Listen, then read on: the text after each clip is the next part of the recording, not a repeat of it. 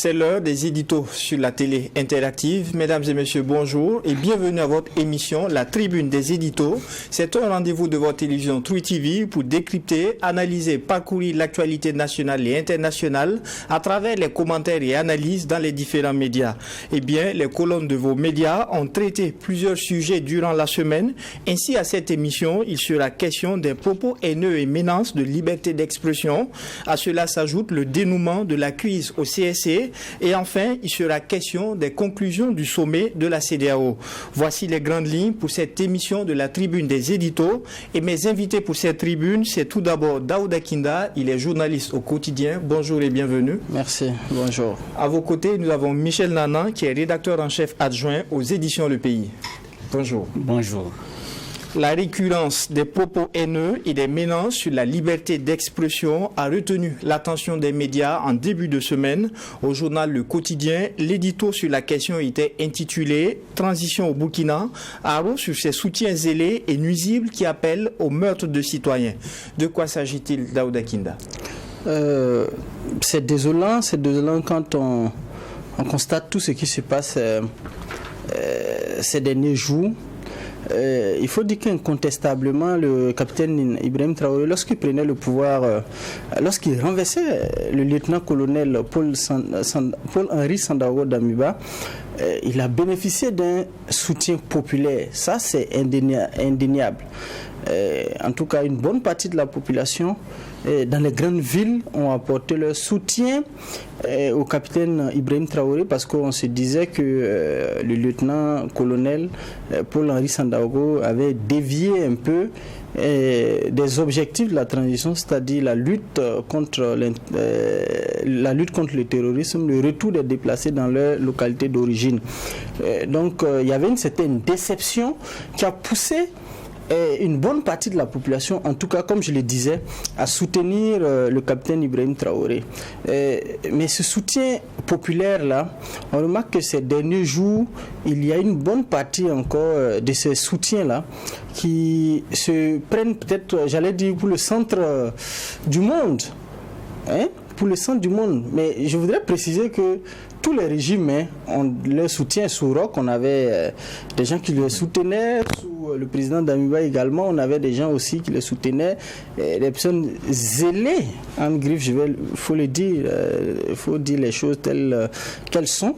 Parce qu'on a vu sous le président Damiba des gens qui se permettaient d'aller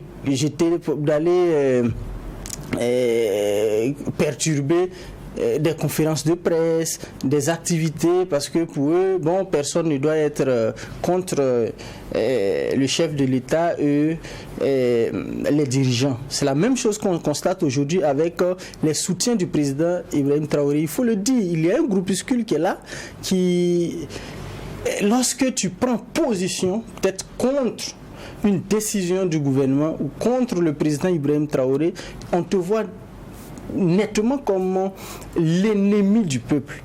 Alors que la beauté de ce pays-là, ce sont les opinions divergentes. On ne peut pas tous voir de la même direction. Il faut qu'il y ait des gens, si d'autres vont à gauche, d'autres vont à droite, d'autres vont devant, d'autres vont derrière, c'est comme ça qui fait la beauté. On ne peut pas avoir tout le monde qui regarde dans la même direction. Si ceux qui le disent même le faisaient même dans les règles de l'art, on peut comprendre. Mais de là à menacer des gens de mort parce que la décision gouvernementale, parce qu'on est contre une décision gouvernementale, on trouve que c'est une position, c'est des personnes zélées, c'est des positions qu'on ne peut pas soutenir, qu'on ne doit même pas soutenir. On doit accepter que l'opinion est plurielle, tout le monde est libre d'avoir sa position, tout le monde est libre de soutenir qui veut. Si des personnes sont libres de soutenir le capitaine Ibrahim Traoré, d'autres aussi, il faut accepter que d'autres aussi soient libres de ne pas le soutenir. C'est ça aussi qui est la règle du jeu. Donc, c'est des positions que nous n'encourageons pas.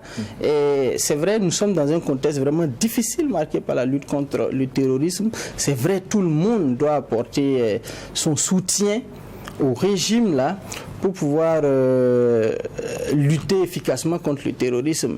Mais si quelqu'un ne soutient pas forcément le régime, et qu'il ne fait pas aussi, il n'est pas une entrave aux actions en cours, mais pourquoi vous voulez qu'il suive forcément votre vision? Non, nous pensons que ce n'est pas, je ne veux pas dire logique, mais ce n'est pas bien. En tout cas, nous pensons que ce n'est pas bien de leur part. D'accord. Alors, Michel Nana, on a vu un peu les réactions sur les réseaux sociaux, des menaces à l'endroit de personnes comme Newton Ahmed Bari. Quel peut être ce qualificatif au niveau des éditions Le Pays? Comment est-ce qu'on comprend cela? D'abord, je fais remarquer que Newton Ahmed Bari n'a fait que donner une lecture technique d'une décision. On dit souvent que les faits sont sacrés, les commentaires libres. Il a donné un avis technique. Et cela ne veut pas dire qu'il est pour ou bien qu'il est contre le gouvernement. Un libre penseur, comme nous les journalistes, quand on prend des positions, ce n'est pas pour ou contre X. Le débat démocratique exige et veut que chacun ait sa lecture des choses. Et c'est dans la lecture que chacun fait des choses là qu'on arrive à extraire ce qui est bien pour tout le monde. Je veux d'abord dire ça. Pour ce qui est des appels ou bien de la violence à l'encontre de Newton et bien sûr de journalistes de Omega, je pense. Et je pense que c'est une logique en fait. Parce que depuis longtemps, quand on parle de la montée de l'extrémisme là, je pense qu'on a tendance à regarder ceux qui ont pris les armes ou qui tiennent des discours dans les villages qu'ils occupent. L'extrémisme réside au sein des populations. Même à Ouaga ici, et dans nos grandes villes, il y a la montée de cet extrémisme-là, dont on parle peu, très peu. Et ce qui s'est passé, c'est l'expression de cet extrémisme dans notre société que les gens ne veulent pas reconnaître ou ne veulent pas dire. Je crois que c'est ça. D'accord. Alors, mais il y a eu ce communiqué du gouvernement en réponse à cela. Le gouvernement entend assumer pleinement ses responsabilités. Est-ce que cela vous rassure en tant que journaliste? Ça me rassure parce que quand même, c'est l'État qui assume la défense des personnes et des biens. C'est l'État qui protège les citoyens. Donc, que le gouvernement prenne un communiqué de ce genre-là, je pense que ça me rassure. Mais il ne s'agit pas de prendre un communiqué. Il faut agir. Il y a eu des tentatives d'interpellation en cours de semaine. Bien entendu. Et est-ce qu'il y a des résultats? Ça veut dire qu'il y a des gens qui peuvent faire ce qu'ils veulent dans ce pays-là sans être inquiétés. Et c'est ça qui est dommage, je trouve. Et Daouda Kinda, vous dites dans votre édito, quand des zélés sous prétexte de soutenir le pouvoir du capitaine Traoré arrivent à appeler au meurtre de citoyens, c'est manifestement le Rubicon. Que faut-il faire finalement? Non, l'État doit s'assumer. Nous sommes quand même dans un État. Nous ne sommes pas, à ce que je sache en tout cas, nous ne sommes pas dans un État totalitaire. Chacun est libre d'analyser, de commenter, de donner son opinion. Pour peu que les actions de ces derniers-là n'entravent pas la bonne marche de la République, pour peu que les actions n'entravent pas la lutte contre le terrorisme. Donc l'État doit s'assumer. Si quelqu'un a fauté, cette personne-là, en tout cas, doit être punie à la hauteur de la législation en vigueur. Donc on ne peut pas laisser passer des situations comme ça. On ne peut pas comprendre qu'un individu menace de mort des personnes et jusque-là, il n'est pas inquiété. Après plusieurs jours, la police même se déplace pour aller l'interpeller, mais non, jusqu'aujourd'hui, il n'a pas obtempéré. Je crois savoir qu'il a dépêché, en tout cas selon lui, il a dépêché son avocat, il a demandé à son avocat d'aller le représenter. Et je pense que l'État doit s'assumer, l'État doit faire comprendre que nous sommes vraiment, en tout cas quand je parle d'État, je parle des autorités. Les autorités doivent faire comprendre, surtout à ceux qui les soutiennent, surtout à ces derniers-là, que oui, le temps de la prise du pouvoir est passé. C'était le 30 septembre, 1er, 2 octobre. On peut tolérer une semaine après, oui, vous soutenez avec force, avec vigueur votre leader. Mais c'est fini. Le capitaine Ibrahim Traoré, c'est le président du Faso. Il a été confirmé par les assises nationales comme tel. C'est lui le président du Faso. Donc, il doit s'assumer. Et en s'assumant, il doit faire comprendre aussi à ces soutiens-là que nous sommes dans un état et ils ne peuvent pas, tout en tout cas ne leur est pas permis, ils ne peuvent pas faire tout ce qu'ils veulent sans être inquiétés. Il appartient au pouvoir aussi de les recadrer, qu'ils comprennent que non. Et ils ne sont pas plus burkinabés que les autres. Et vous parlez de les recadrer, pourtant dans l'édito, vous semblez ne pas avoir trop confiance, car vous dites si un régime militaire est incapable d'affirmer son autorité, de mettre de l'ordre pour se faire respecter, il devient un problème. Non, nous avertissons en fait. Nous avertissons le pouvoir. Si vous n'êtes pas si vous êtes dans l'incapacité de recadrer vos soutiens, mais on sera peut-être comme dans un no man's land où chacun fait ce qu'il veut sans être inquiété.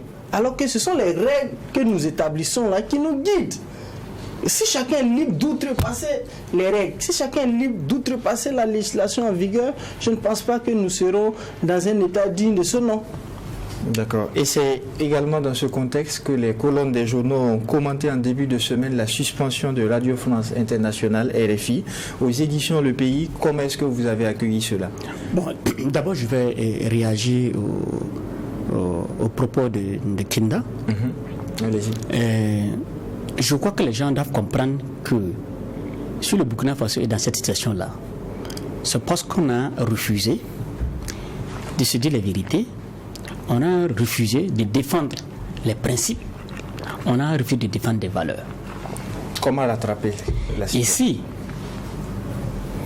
malgré la situation qui nous arrive, nous refusons encore une fois de défendre les principes, de défendre les valeurs.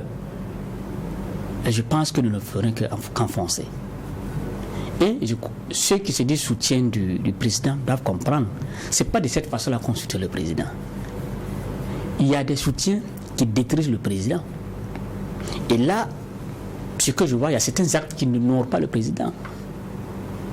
Et eux-mêmes, ils sont en train de travailler, à mon analyse, ils sont en train de travailler à mettre du sable dans le couscous du président. Et ce n'est pas la bonne manière. Et je pense que, effectivement, comme Tina l'a souligné, il faut que les autorités recadrent les choses en s'affirmant, en faisant en sorte que la loi soit la même pour tout le monde. C'est important. Maintenant, par rapport à la suspension de RFI, je pense qu'il y a des préalables. Parce que déjà, beaucoup de gens critiquent les journalistes de faire preuve de corporatisme, parce qu'ils dénoncent en grande partie cette décision de suspendre RFI. C'est ce qui a valu les menaces à Newton. Bien entendu. Ces préalables, c'est quoi? C'est que d'abord, le Burkina Faso, c'est un pays souverain et qu'il peut décider d'autoriser ou de suspendre un média si l'autorité estime que ce média ne respecte pas les règles. Ça, c'est un fait. Et je pense que tous les journalistes que nous sommes, tous les médias, tous les professionnels savent ça. Et ils fonctionnent en tenant compte de cette réalité-là. Le second préalable, c'est que ce n'est pas une question de corporatisme. Non. Nous sommes des professionnels. Et si nous déconnons, si un média déconne, si un journaliste déconne, c'est tout à fait normal que ses pairs le reconnaissent et qu'ils s'attendent à ce que la loi s'applique. Ce sont les deux préalables d'abord. Maintenant, la suspension de RFI, comment je l'ai accueillie? Moi, personnellement, je voyais les choses venir. D'accord. Pas RFI seulement. Quel autre média? Et les médias internationaux sont dans la ligne des mires de pas seulement du pouvoir, même de la population, une frange de la population. Et même nous, les journalistes locaux, nous sommes aussi dans la ligne des mires d'une partie de la population. Parce qu'ils estiment que le travail que nous faisons ne répond pas à ce qu'ils veulent. C'est ça. Et la question que je me pose, est-ce que suspendre RFI va résoudre le problème de Burkina Faso? En quoi le fait de suspendre RFI va permettre de déloger les djihadistes, les assassins qui occupent nos territoires? Mais y a-t-il eu manquement grave ou non dans le traitement de l'information? Je ne parlerai pas de manquement grave. En quoi faisant? Je pense que là où la décision a été basée sur le traitement d'une information liée à la diffusion d'une vidéo que tout le monde a lue, que tout le monde se partage. Et quand vous regardez l'information telle que traitée, à la fin, je crois que nos confrères de RFI ont tenté d'avoir la version de l'autorité. À la fin de l'article, vous allez voir que l'autorité n'a pas répondu. Le journaliste a fait son travail. Ça peut plaire ou ça peut ne pas plaire. Mais c'est cela. Mais le fond du problème, je ne vois pas en quoi, peut-être on va me dire le contraire, suspendre RFI va nous permettre de régler le problème que nous avons. Et je vais dire, ce que les gens font dans le groupe WhatsApp, les messages que les gens écrivent dans le groupe WhatsApp, sur les réseaux sociaux et autres, ces messages-là sont plus graves que ce que les médias disent. Il y a combien de personnes qui écoutent RFI? Peut-être c'est la population urbaine. Et quand on prend la population urbaine, c'est combien de % qui écoute RFI? Et en quoi une information de RFI est déterminante dans les choix que nous pouvons faire, si nous-mêmes sommes conscients de ce que nous devrons faire?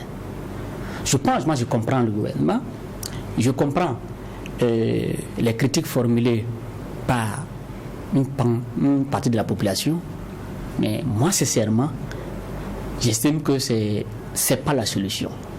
On a juste pris une décision peut-être pour contenter des gens, peut-être pour avertir les autres, mais au final, ça ne vaut pas la peine. D'accord, et on avait tout à l'heure les images de l'édito du quotidien qui est intitulé « Suspension de RFI au Burkina, une décision d'un État souverain ». Vous semblez avoir un avis contraire? Pas forcément un avis contraire, parce que Nana l'a relevé tantôt, le Burkina Faso c'est un pays souverain. Nous sommes un pays souverain et nous sommes dans une situation aussi de lutte contre le terrorisme. Donc, à un certain moment, il y a des messages ou des informations diffusées qui peuvent être contraires à la vision du gouvernement. C'est pourquoi nous disons que le Burkina est un pays souverain. Lorsqu'on pense que une action ou une information peut entraver la lutte que nous menons, on peut décider de suspendre. Ça, c'est la souveraineté. Mais sur le plan professionnel, qu'est-ce qu'on a à reprocher à RFI? Honnêtement, je trouve qu'il y a peut-être même des médias au niveau du Burkina qui font pire que RFI. Ah oui. Je le pense sincèrement. Je pense sincèrement qu'il y a des médias au Burkina qui font pire que RFI. Mais est-ce qu'ils ont été sanctionnés? Non. Quand on veut tuer son chien, on l'accuse de rage. Sinon, je pense que ce que RFI a fait, il n'y a pas d'informations inventées. Non. Mais nous, Burkinabés, on a une responsabilité sociale. On a une responsabilité sociale qui fait que lorsque tu es en possession d'une information que tu as recoupée, que tu as traitée, tu vas réfléchir à plusieurs reprises avant de diffuser ton information, parce que ta responsabilité sociale même t'amène à te demander, est-ce que l'information que je vais diffuser là, ce n'est pas nuisible? Si c'est nuisible, mais je vais m'auto-censurer avant même que le CSC, ou en tout cas avant même que les organes de régulation ne censurent ton information. Il y a une autorégulation qui est là, une autocensure qui est là. Ça, c'est parce que nous sommes burkinabés. En tant que burkinabés, mais peut-être que ce que RFI a diffusé, nous, on n'allait pas le diffuser. Peut-être que c'est que d'autres même, il y a des informations que nous, parfois, on a, mais qu'on ne diffuse pas parce que c'est notre responsabilité sociale. Est-ce que ça engage la responsabilité sociale des RFI? Je pense que non. Donc, mais comme c'est au gouvernement de protéger les intérêts du pays, si le gouvernement pense, et nous l'avons relevé, si le gouvernement pense que les informations diffusées par RFI sont contraires à la volonté, ne vont pas en droite ligne avec les actions qu'il a engagées sur le terrain, on peut décider d'éteindre RFI pendant un bout de temps, mener les opérations, mener les actions pour retrouver la paix, la sérénité, avant d'ouvrir encore les vannes, en griffe, entre guillemets, avant d'ouvrir les antennes de RFI. Sauf que vous ne vous en prenez pas qu'à RFI. Dans votre édito, vous dites également, même au plan national, il y a beaucoup à dire sur le travail des confrères qui manifestement n'ont pas compris la mesure de la situation nationale. Est-ce que vous remettez en cause le professionnalisme de certains? Non, on ne va pas remettre en cause forcément le professionnalisme. J'ai parlé tantôt de la responsabilité sociale. J'ai parlé tantôt de la responsabilité sociale. Il faut que, au niveau, je l'ai rappelé, j'ai dit peut-être qu'au niveau national, il y a des médias qui font pire que ce que RFI fait. Mais comme RFI c'est un média international qui est écouté, il y a une étude qui dit que 70% de l'élite intellectuelle écoute RFI et plus de la moitié de la population écoute RFI. Donc les messages sont véhiculés dans ce média-là quand même, c'est diffusé partout. Mais au niveau national, il y a des médias qu'il faut peut-être pire. Et tous les jours, lorsque vous parcourez, que ce soit la radio, ou la télé ou la presse en ligne, vous allez voir parfois des informations qui sont un peu en porte-à-faux avec la dynamique actuellement qui est enclenchée là. Donc, c'est vrai que peut-être qu'on va aborder la question du CSC. On va aborder cette question un peu plus tard. Donc, on pourra éventuellement y revenir. D'accord. Alors, Michel Nana, le quotidien parle du professionnalisme un peu au niveau de certains confrères. Est-ce que vous êtes sur la même longueur d'onde? Il ne faut pas se voiler la face. La presse est aussi une entité à part, comme les autres entités qui font fonctionner le pays. Tout comme sur les banquiers, et tout comme sur les médecins, les infirmiers, tout comme sur les enseignants. Mais au niveau des journalistes, il y a des manquements. Ça, il faut le reconnaître. Il y a des manquements. Et dans une situation telle que nous la vivons actuellement, ces manquements-là sont malheureusement préjudiciables à toute la nation. Ça, il faut le reconnaître. Et je pense que c'est l'occasion aussi pour les journalistes de s'amender. Dans notre travail, il y a les deux dimensions qu'on appelle éthique et déontologie. Exact. La déontologie sont les règles empiriques de notre métier que nous devons avoir, que nous avons. Une information vraie et vérifiée. Ça, c'est empirique. Maintenant, l'éthique, et Kina l'a souligné, c'est la question que nous nous posons. Est-ce que cette information est bien d'être divulguée? Est-ce que nous avons intérêt à divulguer une information? La responsabilité sociale. La responsabilité sociale. Et cette question, s'il y a des journalistes qui ne se la posent pas, ils doivent se la poser. Et s'il y a des médias qui ne se la posent pas, ils doivent se la poser. Ça, il faut le dire. Mais ce que je veux faire comprendre, c'est que depuis le début de la guerre jusqu'à maintenant, il est difficile pour nous, au niveau de l'État, de voir une lisibilité claire en termes de stratégie, en termes de plan de communication, en termes d'implication des médias dans cette guerre-là. C'est très difficile. Je crois qu'il y a, dans une émission ici, je l'ai dit, Sourok, le gouvernement avait entrepris des échanges avec les médias et pour leur permettre d'avoir accès à des sources d'informations liées à cette guerre. Mais jusqu'à ce qu'ils partent, nous, on n'a pas ressenti ça. Tout ce qu'on peut faire, c'est attendre que quelque chose, une faute soit commise pour appeler les médias et puis sermonner. Ce n'est pas de ça qu'il s'agit. Nous avons besoin d'une vision cohérente de ce que nous devrons faire de l'information et de la communication dans cette guerre-là. Ça, il faut se le dire. Et c'est dommage que jusqu'à présent, on n'est pas assez réfléchi. Ce qui fait que nous sommes devenus aujourd'hui les cibles. Les médias sont devenus des cibles d'une situation qui a dérapé. Oui, une situation qui a dérapé. Voilà. Et au cours de la semaine, il y a justement eu cette bonne nouvelle attendue par le monde des médias. Le CSC a enfin un président et là-dessus, le quotidien a intitulé son édito « Enfin le bout du tunnel avec Bamogo ».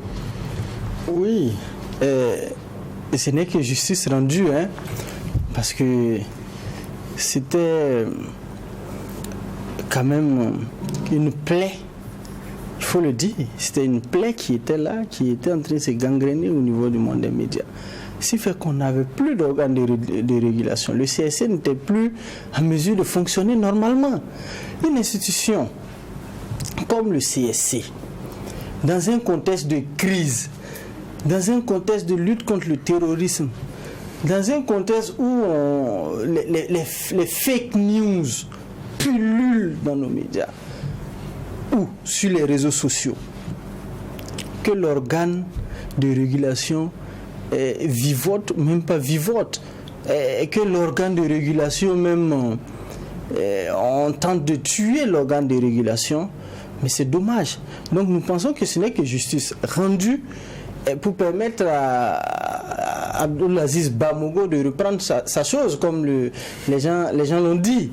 Parce que dans ce contexte-là, la régulation a son rôle et c'est très important. Vous voyez la sanction qui a été infligée à RFI, mais il faut le dire tout net, et c'est ce que Newton Ahmed Bari a relevé, et ça lui vaut des coups de marteau sur la tête, même pas des coups de marteau, des coups d'épée même, parce qu'on menace même de le tuer pour ça. Oui, mais c'est la vérité. Il appartient au CSC, l'organe de régulation, de sanctionner, d'avertir, de sanctionner, de suspendre. Mais comment on peut mettre sous le teignoir une structure comme le CSC? Mais je me demande comment est-ce qu'on peut comprendre ça. Et il nous revient même que sous le président Damiba, on avait voulu même, il y avait des velléités même de suppression même du Conseil supérieur de la communication. Je ne sais pas si vous l'avez appris, mais c'est l'information en tout cas que beaucoup avaient reçue. Donc on doit forcément, dès maintenant, c'est vrai que on rétablit Abdulaziz Bamogo dans son droit, parce qu'il a été élu par son père. Il faut rappeler qu'après la démission de Tankwano, Mathias Tankwano, Abdulaziz Bamogo qui assurait la vice-présidence, et qui était le vice-président, il assurait en même temps l'intérim. Donc à la faveur des élections, il a démissionné. Et il a posé sa candidature. Il a été élu. Donc le président devait entériner son élection. Sauf qu'à l'époque, le président Damiba ne l'a pas fait. Justement parce qu'il avait son candidat. Enfin, sa candidate. Alors Michel, c'est l'une des plus graves crises que le CSC a connues, qui se règle ainsi à travers le décret de nomination d'Abdulaziz Bamogo. Ceux qui ont mis le CSC dans cette posture-là, je pense qu'ils n'ont pas beaucoup réfléchi. Dans une situation de guerre, vous ne pouvez pas, pour des questions de positionnement, pour des questions de poste, mettre le CSC dans cette situation-là. Ce n'est pas possible. Et si vous le faites, ça veut dire que quelque part, l'intérêt du pays c'est pas l'intérêt du pays qu'on défend, c'est autre chose. Aziz Bamoro, c'est un grand frère. Et les conseillers, ce sont des grands frères et des corons. Et Madame Brouillet, c'est notre professeur. Elle a tellement fait pour les médias. Beaucoup de journalistes ont été formés par cette dame-là qui est très compétente. Et je trouve que c'est dommage que son nom soit mêlé à ça. Je sais que c'est pas elle-même, je suis sûr que elle ne souhaitait pas ça. Mais peut-être il y a eu un ingrédient dans lequel elle a été mise.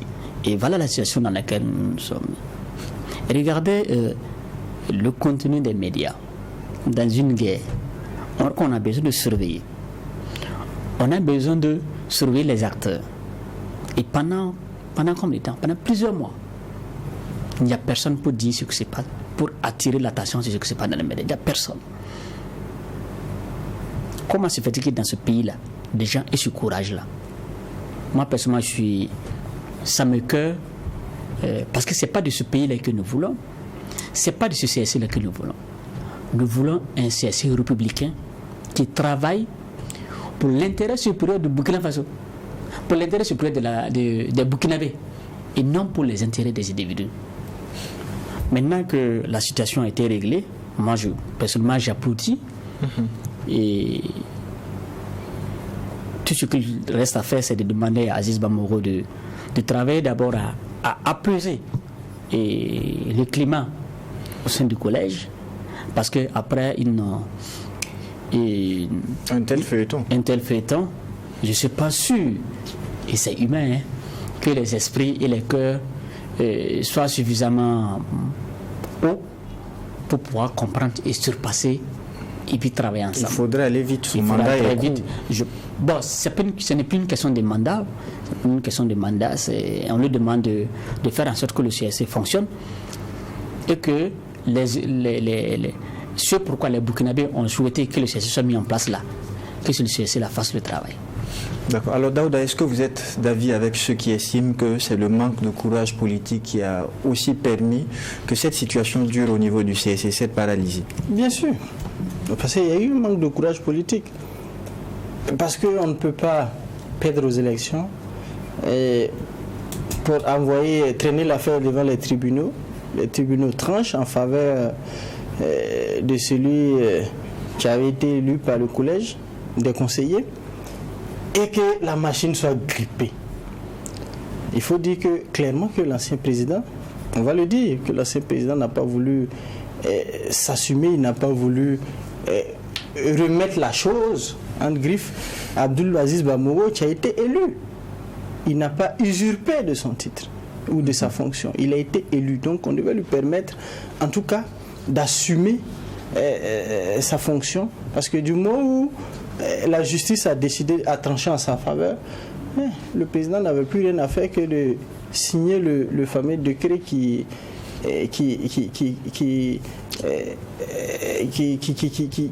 l'installait, qui officialisait Abdoul Aziz Bamoro. Oui, son élection.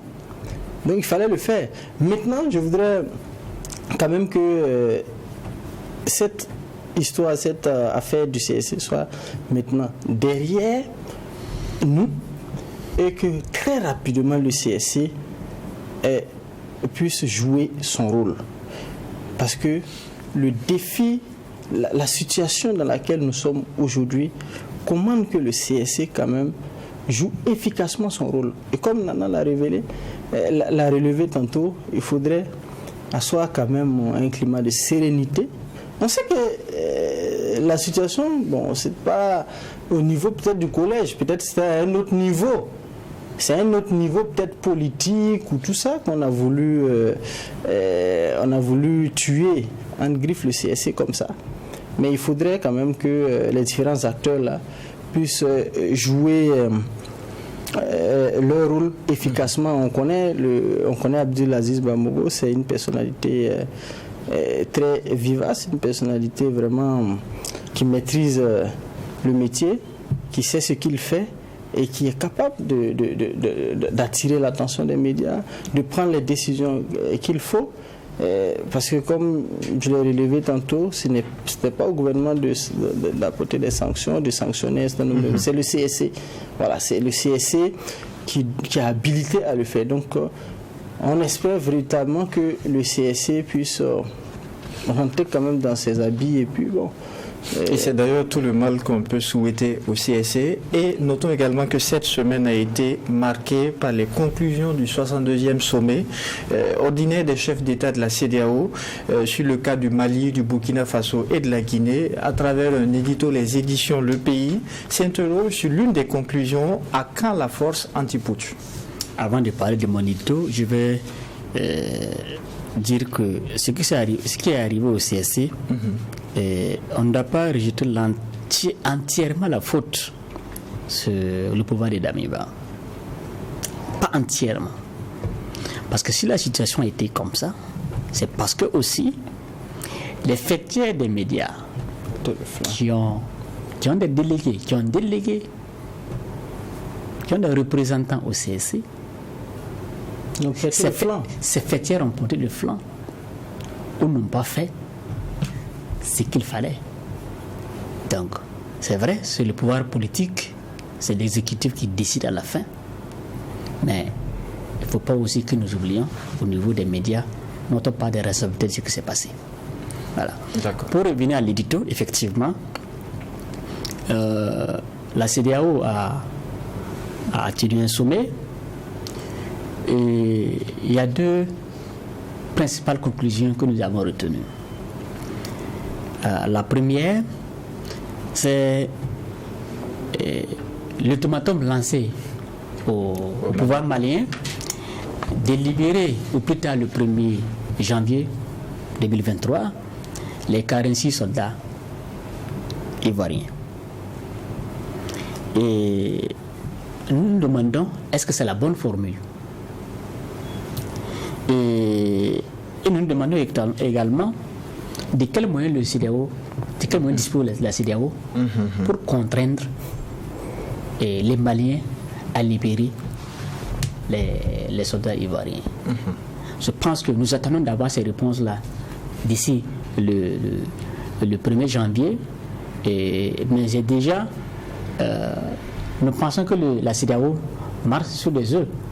Parce que déjà, entre elle et le pouvoir de Bamako, entre elle et la population de Mali, et pas seulement, même la population, c'est pas vraiment le parfait amour.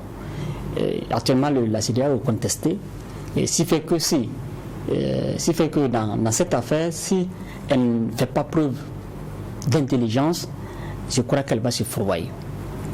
La seconde conclusion, c'est la création d'une force de lutte antiterroriste et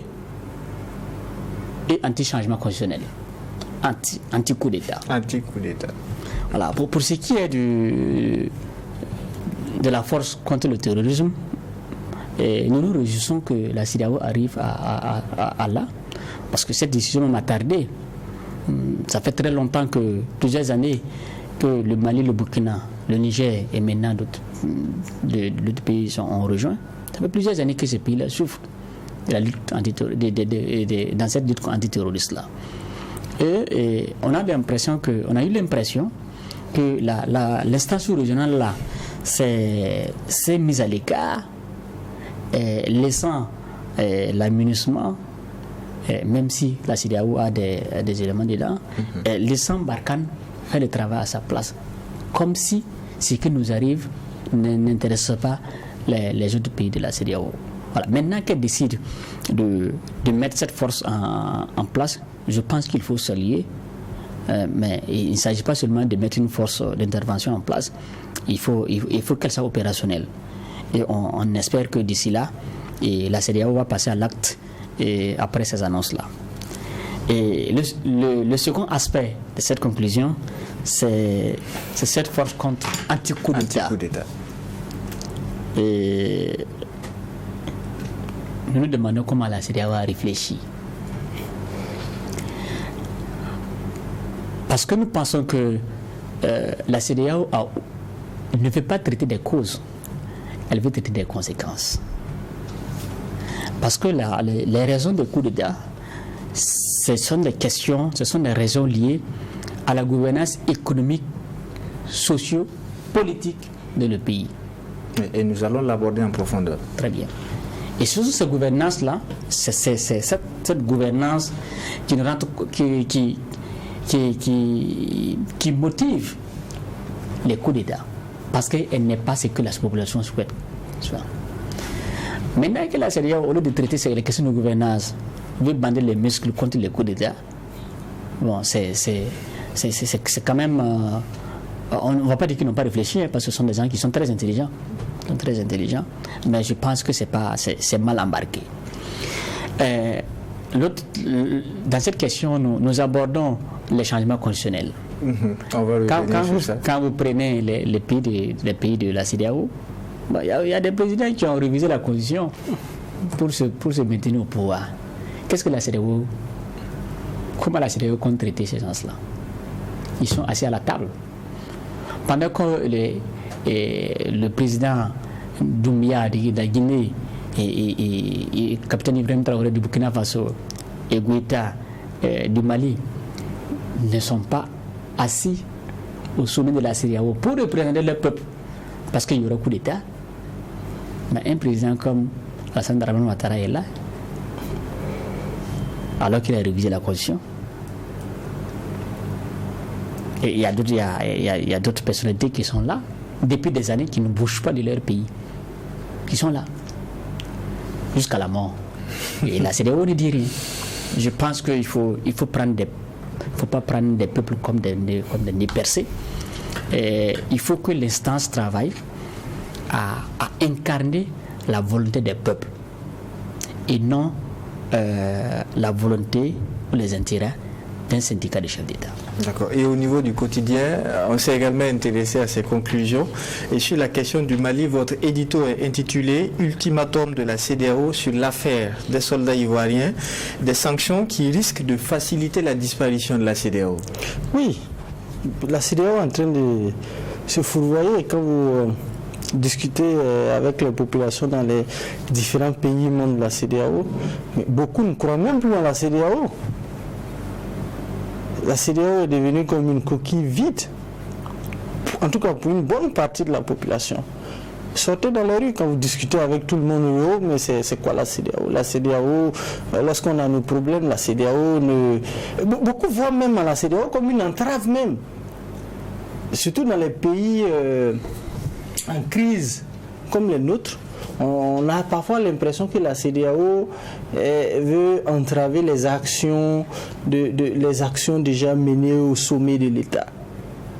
Ça, c'est l'impression générale que la population a de la CEDEAO. Donc, il faudrait que la CEDEAO, quand même, je ne vais pas dire joue franc jeu, mais que la CEDEAO, lorsque il y a une situation qui se produit dans un État, que la CEDEAO revienne sur ses missions.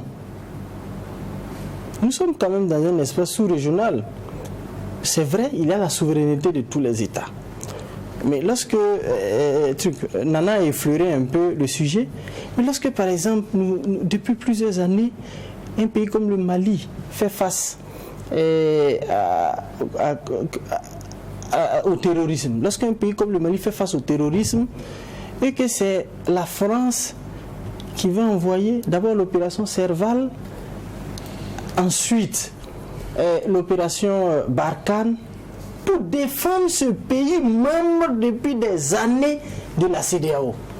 Ou la MINUSMA qui va envoyer des soldats défendre ce pays qui est pourtant membre de la CEDEAO, sans que la CEDEAO ne lève le petit doigt, même pour mobiliser les financements.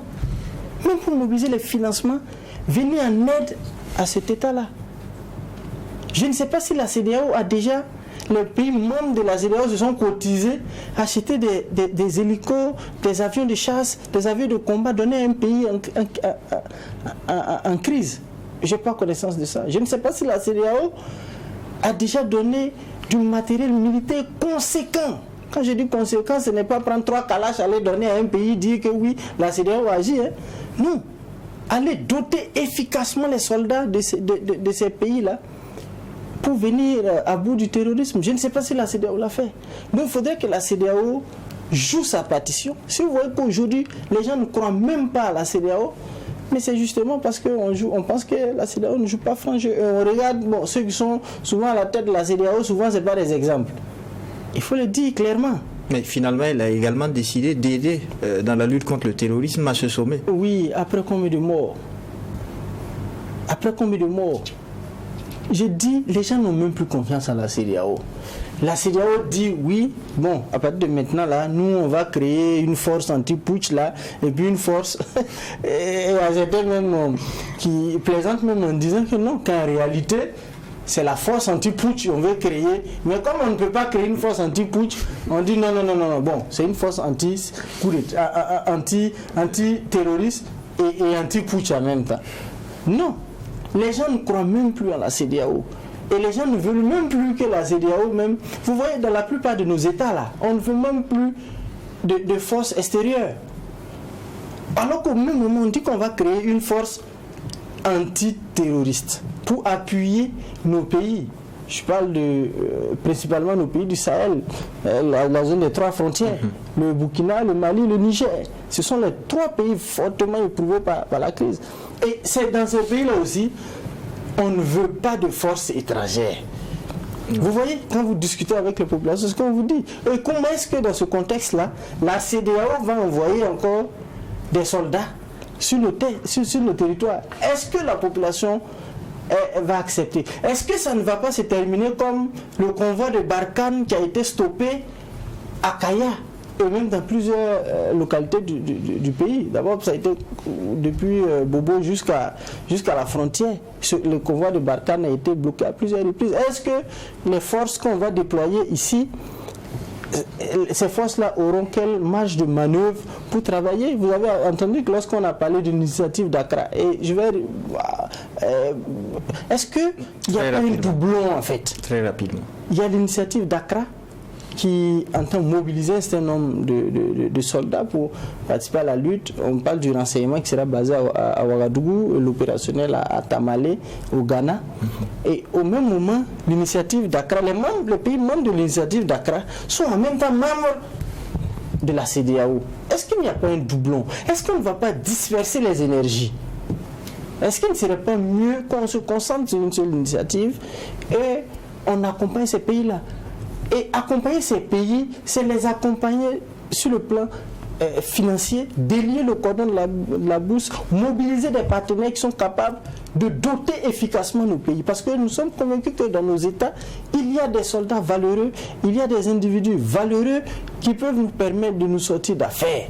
Et ce qui nous manque, c'est parfois le matériel. Et il faut que la CEDEAO regarde de ce côté et puisse contribuer à doter nos soldats sur le plan logistique, sur le plan de la finance, sur le plan du renseignement, sur le plan en tout cas pour qu'on puisse venir à bout. Et il y a aussi le cas ivoirien dont on parlait tantôt. Et là-dessus, au niveau des éditions Le Pays, l'on s'est demandé de quels moyens de coercition dispose la CEDEAO pour obliger les Ivoiriens à libérer les soldats.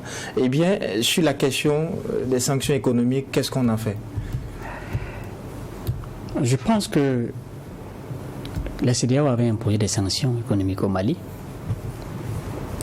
Au final, elle était obligée de les lever parce que peut-être elles n'ont pas été efficaces et elles n'ont pas permis à la CEDEAO d'arriver à ses fins. On ne sait pas de quelles sanctions, il faut que je le précise, de quelles sanctions la CEDEAO parle. En tout cas, mais on attend de voir. Est-ce que la CEDEAO va envoyer des militaires au Mali pour déloger les Ivoiriens? Est-ce qu'elle va revenir encore avec des sanctions économiques? Ou bien elle va sanctionner les responsables, les hauts responsables du Mali? La question reste posée et je pense que on ne va pas épiloguer là-dessus. On va attendre l'expiration du délai et maintenant on peut faire des commentaires après. Et je vais dire que sur la question de la CEDEAO, c'est dommage que notre instance régionale soit tombée si bas. Ceux qui ont créé la CEDEAO au départ, je pense qu'ils n'ont jamais imaginé qu'à un moment donné, elle serait rejetée par les peuples.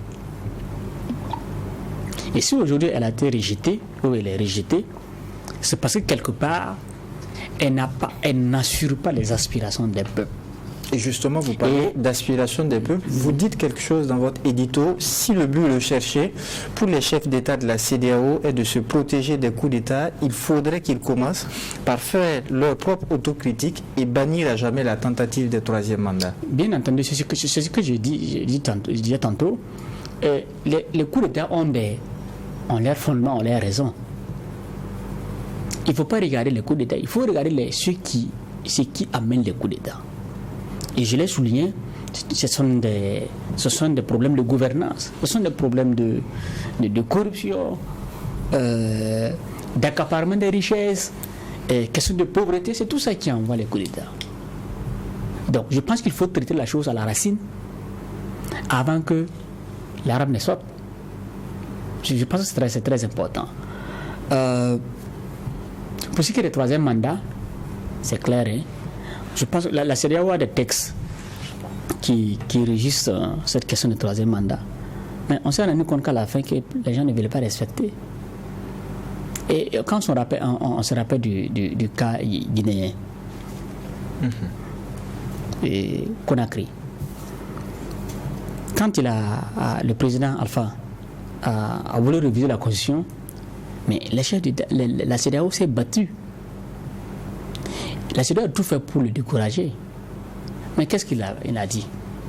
Il a dit que la Guinée, c'est un pays souverain. Le peuple de Guinée est souverain. Et si le peuple lui permet de réviser la constitution, il va le faire. Effectivement, il l'a fait. Sur le plan légal, on ne peut pas s'en prendre à Condé. Et au Burkina Faso aussi, au temps fort de la lutte contre la révision de la règle 37, il s'est trouvé des gens qui disent mais le Burkina Faso c'est un pays souverain. Voilà. La CEDEAO a des États dont les dirigeants fonctionnent selon leurs intérêts. Si vous avez des dirigeants qui fonctionnent selon leurs intérêts, comment voulez-vous qu'au niveau supra tout le monde respecte ces règles-là? Vous voulez dire les intérêts de leur pays? Oui, parce que cette question de la souveraineté des États-là, mais chacun brandit.